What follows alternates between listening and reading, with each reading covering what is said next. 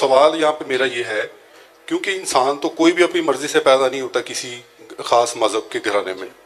تو جو غیر مذہب یا دوسرے مذاہب میں پیدا ہوتے ہیں، عیسائی پیدا ہوتا ہے، ہندو پیدا ہوتا ہے، یا کسی اور مذہب کے گھرانے میں پیدا ہوتا ہے، تو وہ کیونکہ وہ اپنی مرضی سے تو پیدا نہیں ہوا، تو ان کے ساتھ جو ہے وہ آخرت میں ان کے ساتھ معاملات کیسے جو ہے وہ پیش آئیں گے؟ کیونکہ میں تو مسلمان پیدا ہو گیا، میرے ساتھ تو مسلمان والا سلوک ہوگا آخرت میں، لیکن وہ تو اپنی مرضی سے پیدا نہیں ہوا کسی غیر مذہب میں، اور اس کو ایسی توفیق بھی نہیں ہو سکی کہ وہ غور و فکر کر سکتا، علم حاصل کر سکتا، لیکن کیونکہ وہ ایک غیر مسلمان کے گھر میں پیدا ہوا تھا اور وہ غیر مسلمان ہی فوت ہو گیا۔ تو اس بارے میں تھوڑی سی روشنی ڈال دیں۔ جی میرے صاحب گزارش یہ ہے کہ جہاں تک آپ کے سوال کا تعلق ہے، دیکھیں یہ اس کی کثیر شکیں بنتی ہیں اس سوال کے جواب کی، کیونکہ سوال ایک ہے، اس کی صورتیں مختلف ہو سکتی ہیں کنڈیشن اور حالات کے اعتبار سے۔ یعنی وہ بندہ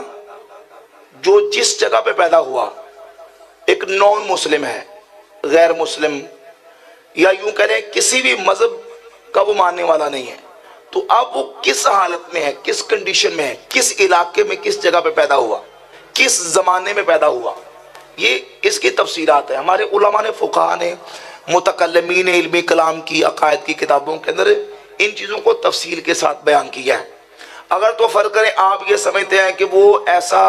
انسان دنیا میں پیدا ہوا، اس نے پوری زندگی نہ کسی نبی کا نام سنا، نہ کسی رسول کا نام سنا، بالکل اس نے کسی نبی رسول کا نام سنا ہی نہیں، ایسے علاقے میں پیدا ہوا، اب اس کا حکم کیا ہے؟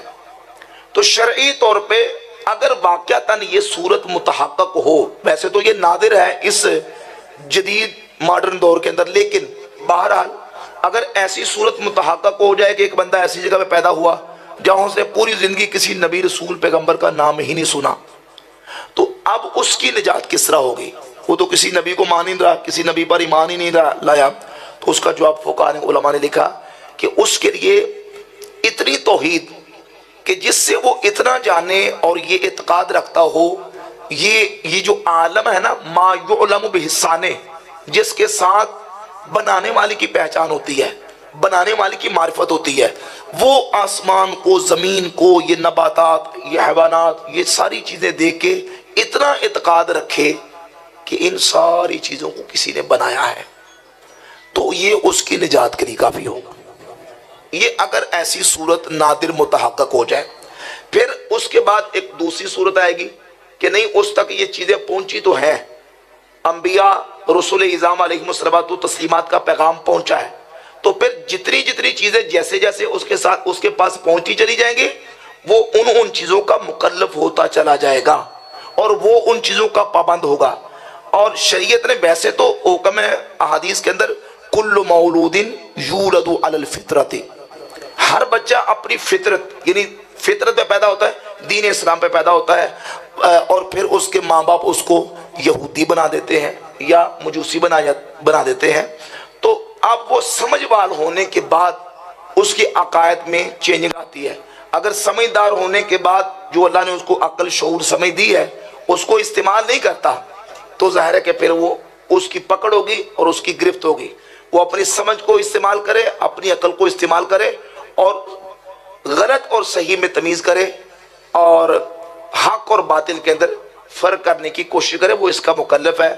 اور اگر نہیں کرے گا تو ظاہر ہے کہ پھر وہ مجرم قرار پائے گا۔ اور اسی طریقے سے آگے فرقوں کی بات آ جاتی ہے، تو فرقوں کے اعتبار سے بھی اس کو صحیح اور غلط کی تمیز کرنی ضروری ہے۔ مفتی صاحب، اگر کوئی شخص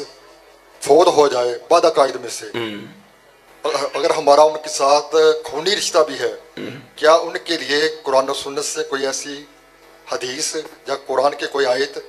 یا صحابہ کرام سے کوئی ایسا قول ہے کہ جس میں گنجائش ہو ان کے لیے دعا کرنے کی، نماز جنازہ پڑھنے؟ دیکھیے، اگر تو بد عقیدہ اس لیول کا ہے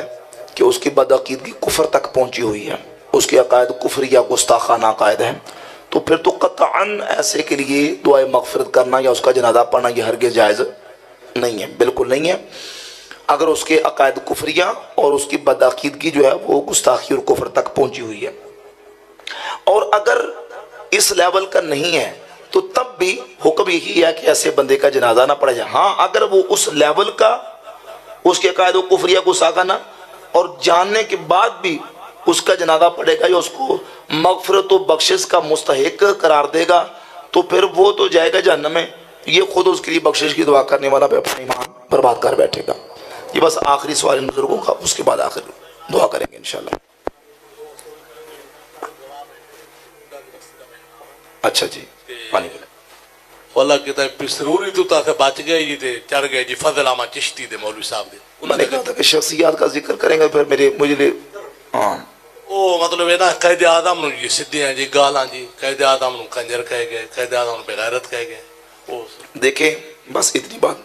اس کا جواب سن لیں. جواب یہ ہے کہ کسی کو گالی دینا یہ شرعاً درست, کسی کے عقیدے کے ساتھ اختلاف یا اپنی جگہ پہ, لیکن کسی کو گالی دینا اعلیٰ امام اہل سنت رحمۃ اللہ علیہ نے فتاوی رضویہ کی 21ویں جلد میں لکھا ہے کہ کسی بد مذہب کو بھی فوش گالی دینا جائز نہیں ہے, بد عقیدہ کو بھی گالی نہیں دینی. ہاں ہمارے صاحب رحمۃ اللہ فرمایا کرتے تھے, حضرت مولانا عبدالشی صاحب قبلہ رحمۃ اللہ تعالی, آپ فرمایا کرتے بندے خدا لہجہ نرم اور دلائل گرم, لہجہ نرم اور دلائل گرم. اب ہماری حالت بدل چکی ہے کہ ہمارے لہجے گرم ہیں اور دلائل نرم. دلائل دیا, دلائل کے ساتھ بات کریں, تو لہذا لہجہ نرم اور دلائل گرم, کسی کو گالی دینے کی اجازت نہیں ہے.